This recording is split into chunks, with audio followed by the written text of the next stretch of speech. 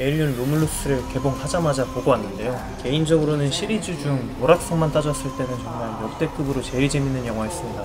그도 그럴 게 프로메테우스부터는 철학적인 내용들이 들어가면서 영화가 심오해진 감이 없지 않아 있었는데, 이번 영화는 에일리언 시리즈가 가진 오락성과 공포 요소에 집중한 어찌 보면 초기 에일리언 시리즈에 가까운 클래식한 버전으로 정말 잘 만들어진 영화가 아닐까 싶습니다. 영화 줄거리에 해당되는 내용들이 조금 있을 예정이니 스포가 조금이라도 싫으신 분들은 영화를 보고 시청해주시면 감사하겠습니다. 저는 먼저 이 영화가 오리지널 팬들과 신규 관객들을 모두 사로잡을 수 있는 구성을 했다는 점이 좋았는데요. 우선 에일리언 시리즈가 프로메테우스부터는 좀 미래지향적이고 미니멀리즘한 디자인을 주로 선보였는데, 이번 영화는 오리지널 영화에 나오는 레트로한 느낌의 디자인을 선보여서 비주얼적으로도 옛날 에일리언 시리즈가 떠올라서 보는 재미가 있었고요. 영화의 시간순으로도 에일리언 1편 이후의 이야기를 다루는 설정에 좀 더 설득력을 주지 않았나 싶습니다.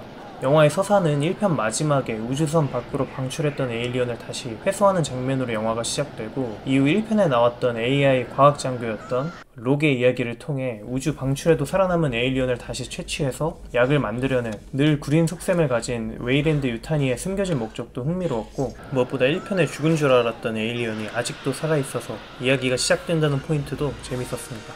진짜 그러고도 안 죽었다고 하면서 어이없어 했던 기억이 나네요. 진짜 우주 바퀴벌레입니다. 그리고 이런 에일리언 시리즈에 대한 이해도가 없더라도 기본적으로 오락성만 가지고도 재밌게 볼 수 있는 영화이기 때문에 에일리언을 처음 보는 사람들도 모두 만족하고 재밌게 볼 수 있는 영화가 아닌가 싶습니다.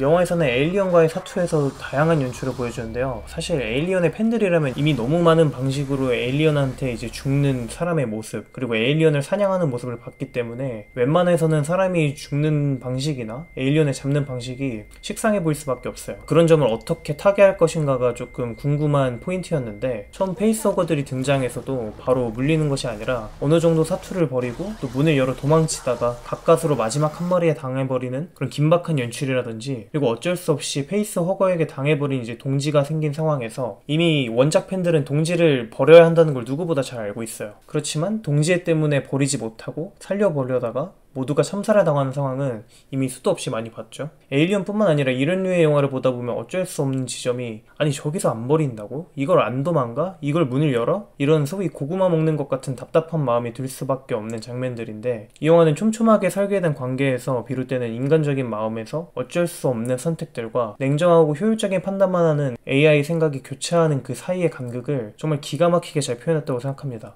대표적으로 엄마가 AI의 판단에 희생된 과거가 있어서 AI를 불신하는 비오르와 그 때문에 계속 괴롭힘을 당하던 AI 앤디가 일진에게 학창시절에 맨날 당하던 찐따가 복수하기 위해 돌아온 것 마냥 갑자기 겁나 세지고 냉정해져서는 서로 대립하는 장면이 있죠. 이 장면은 저는 사실 조금 사이다이긴 했습니다. 사실 관객의 입장에서는 주로 AI의 판단을 더 신뢰하게 될 것 같아요. AI가 판단하는 그런 순간들이 저게 맞지, 너무 든든하다 싶다가도 또 어떨 때는 저건 좀 싶기도 한, 그래서 T와 F를 모두 충족하는 영화가 아닌가 또 싶습니다. 그래서 마찬가지로 페이스허거들을 피해서 소리를 내지 않아야 하는 그런 장면들이 있었는데요. 건너편에 이제 통화로 여동생이 위기에 처했기 때문에 어쩔 수 없이 이제 침착함을 잃고 위험에 처하게 되는 상황이라든지, 에일리언에게 죽기 일보 직전인 여동생이 살 수 있게 문을 열어주지 않는다든지 하는 많은 상황에서 어느 판단이 맞느냐가 계속해서 긴장감을 불러일으켰던 것 같습니다. 또 개연성을 위해서 영화 내에 자연스럽게 이후 쓰일 장치들에 대한 떡밥들을 잘 배치했고, 예를 들면 K의 임신 사실이라든지 에일리언의 산성피라든지 중력장치라든지 이런 에일리언과 등장인물 그리고 우주선이라는 설정에서 가져올 수 있는 모든 요소들을 적절하게 배치하고 조합해서 계속해서 위기가 닥쳐오고 이를 가까스로 헤쳐나가는 그런 쫀득하고 긴장감 넘치는 영화가 나오지 않았나 싶습니다. 그리고 보신 분들은 모두 공감하시겠지만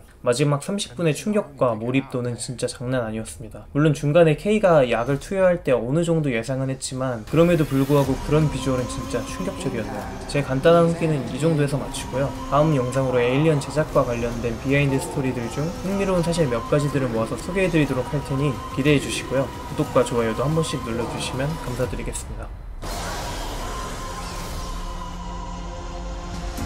난 너를 보면 마치 넌 달콤한